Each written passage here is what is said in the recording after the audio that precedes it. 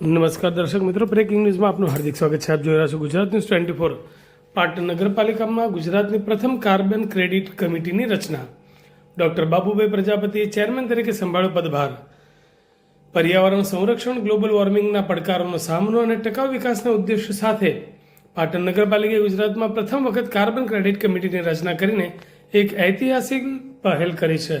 કમિટીના ચેરમેન તરીકે ડોક્ટર બાબુભાઈ પ્રજાપતિએ પદભાર સંભાળ્યો.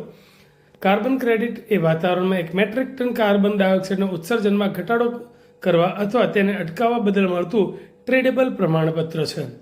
વિશ્વભરમાં ઝડપથી વિકસતી કાર્બન ક્રેડિટ માર્કેટમાં ભારત અગ્રણી દેશોમાં સ્થાન ધરાવે છે અને વર્ષ 2030 સુધીમાં આ ક્ષેત્રનું મૂલ્ય $50 બિલિયન થી પણ વધુ થવાની સંભાવના છે. આ પ્રસંગે ડોક્ટર બાબુભાઈ પ્રજાપતિએ જણાવ્યું હતું કે પાટણ શહેરને હરિયાળું, સ્વચ્છ અને પર્યાવરણ મૈત્રી બનાવવાના હેતુથી કમિટી વિવિધ મહત્વાકાંક્ષી યોજનાઓ પર કાર્ય કરશે. શહેરમાં મોટા પાયે ઓક્સિજન પાર્કનું નિર્માણ કરવામાં આવશે.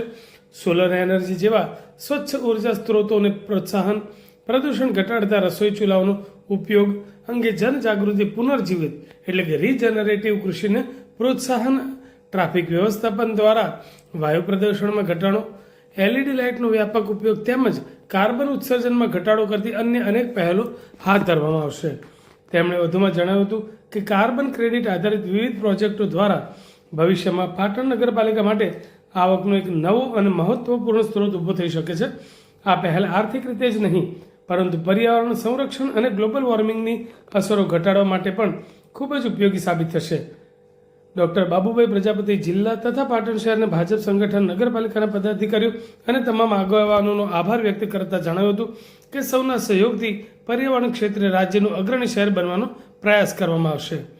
આ પ્રસંગે ભાજપ પ્રમુખ શ્રી હર્ષભાઈ પટેલ, મહામંત્રીઓ શ્રી જિગ્નેશભાઈ, મનીષભાઈ, નગરપાલિકા પ્રમુખ શ્રીમતી ચંદ્રિકાબેન રાવળ, ચીફ ઓફિસર શ્રીમતી હિરલબેન,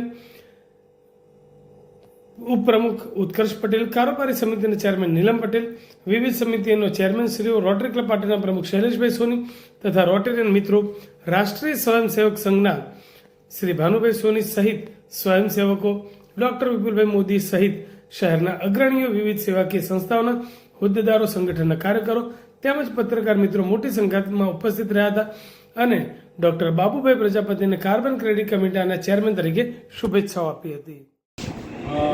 ધન્યવાદ. પાટણ નગરપાલિકામાં આ વર્ષે જે અમારી બોડી બની છે એમાં વિવિધ કમિટીઓની સાથે સાથે એક નવતર પ્રયોગ રૂપે કાર્બન ક્રેડિટ કમિટીની પણ રચના કરવામાં આવી છે.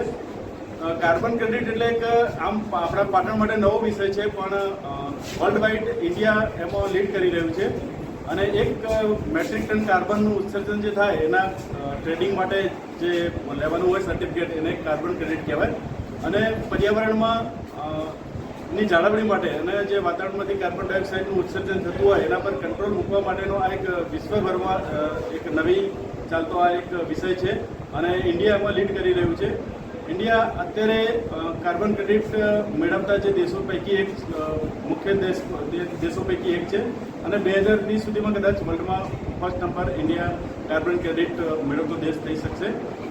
પાટણ નગરપાલિકાની વાત કરીએ તો પાટણ નગરપાલિકામાં પણ કાર્બન ડાયોક્સાઇડનું જે ઉત્સર્જન થતું હોય એના પર નિયમન લાવવા માટે ખાસ કરીને જે કંપનીઓ હોય, અહીં આગળ આપણી કંપનીઓ એટલી મોટી નથી પણ મોટા સિટીમાં અથવા કોઈ પણ જગ્યાએ કંપનીને સરકારે જે એનું ઉત્સર્જન કરવાનું એક લિમિટ આપી દી હોય, લિમિટથી વધારે જો કાર્બન ડાયોક્સાઇડ ઉત્સર્જન થતું હોય અથવા બીજા બી ગ્રીન હાઉસ ગેસ તો એના માટે કંપનીએ કાર્બન ક્રેડિટ મેળવવી પડે અને કાર્બન ક્રેડિટ જે ટ્રી પ્લાન્ટેશનથી એમાં મળતી હોય છે એના ટ્રેડિંગ થતું હોય, સર્ટિફિકેટ એક લઈને ખરીદીને એને આપવાનું હોય અથવા પછી કંપનીએ જાતે એનું વૃક્ષારોપણ કરવાનું હોય.